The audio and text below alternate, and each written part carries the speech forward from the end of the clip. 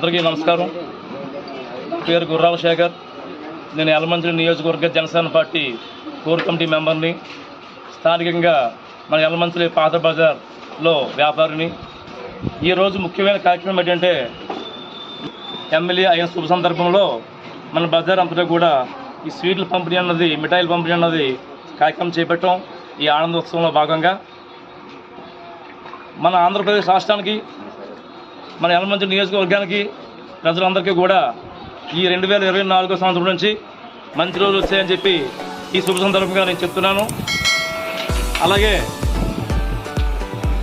మన యలమంచిలి శ్రీ సుందర పీజీ కుమార్ గారు అనధికారికంగా 2014లోనే యలమంచిలి నియోజకవర్గ ప్రజల గుండెల్లో స్థానం సంపాదించారు. ఆ రోజు ఆయన ఎమ్మెల్యే అయ్యారు అనధికారికంగా. ఈరోజు అధికారికంగా ప్రజలు పట్టం కట్టారు.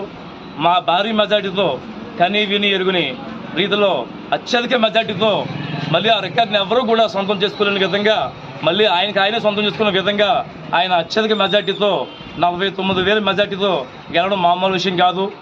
దీని వెనుక ఆయన కష్టం చాలా ఉందని చెప్పొచ్చు. ఎందుకంటే ఆయన 2010లో రాజకీయంలో ప్రవేశించి 14 ఏళ్ళ నిరీక్షణ తర్వాత అద్భుతమైన విజయంతో ప్రజలు కంకణం కట్టారు, ఆయన పట్టాభిషేకం చేశారని చెప్పి ఈ శుభ సందర్భంగా చెప్తున్నాను.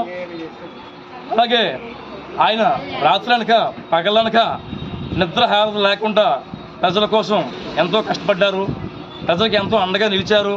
అధికారం లేకపోయినా సరే 2010 నుంచి కూడా ఈ రోజు వరకు కూడా ఆయన అధికారం లేకపోయినా ప్రజలకి సపోర్ట్గా, ప్రజలకి అండగా ఆయన నిలిచారు. ఏ విషయంలో అయినా సరే పిలిచిన వెంటనే ఆయన స్పందించి ఈ 14 సంవత్సరాలు కూడా ఆయన ప్రజల మధ్యలోనే ఉండడం కూడా ఆయనకి ఈరోజు అత్యధిక మెజార్టీ రావడానికి కారణం అని చెప్తున్నాను నేను. అలాగే దీని వెనుక ఆయన ప్రతి ఈ యలమంచిలి నియోజకవర్గంలో 4 మండలాలు, ఒక మున్సిపాలిటీ ఉన్నది. ఏ మండలానికి వెళ్ళినా సరే ప్రతి మండలంలోని, ప్రతి ఊరిలోని, ప్రతి వీధిలోని, ప్రతి ఇంటింటికి కూడా ఆయన ప్రతి గడప గడప తొక్కి ప్రజలకు ఏం చేయాలి, నేను ఎమ్మెల్యే అయితే ప్రజలకు ఏం చేయాలి, ప్రజలకి నేను ఎలా ఉపయోగపడాలి, ప్రజలకు ఏ విధంగా మంచి చేయగలని చెప్పి ఆయన ముందుగానే అవగాహన చేసుకున్నారు. ఇప్పుడు రాబోయే రోజులు అన్నీ కూడా ఆయనకి ప్రజలకి, యలమంచిలి ప్రజలకి మంచి చేస్తారని చెప్పి నేను శుభ సందర్భంగా చెప్తున్నాను.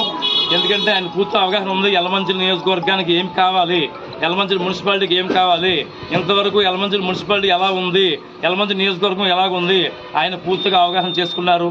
ఈ అవగాహన చేసుకున్న తర్వాత ఆయన మొత్తం ఎమ్మెల్యే అయిన శుభ సందర్భంలో ఈ రాబోయే రోజుల్లో యలమంచిలి ప్రజలకు ఒక పండగ రోజు ఈ 2024 నుంచి కూడా మంచిలో వచ్చాయని చెప్పి శుభ సందర్భంగా చెప్తున్నాను. అలాగే యలమంచిలి నియోజకవర్గంలో శ్రీ సుందర పీజీ కుమార్ గారి గెలుపు యలమంచిలి నియోజకవర్గ ప్రజలకి మంచి మలుపు అని చెప్పి ఈ శుభ సందర్భంగా తెలియజేస్తున్నాను. జై జనసేన, జై టీడీపీ, జై బీజేపీ.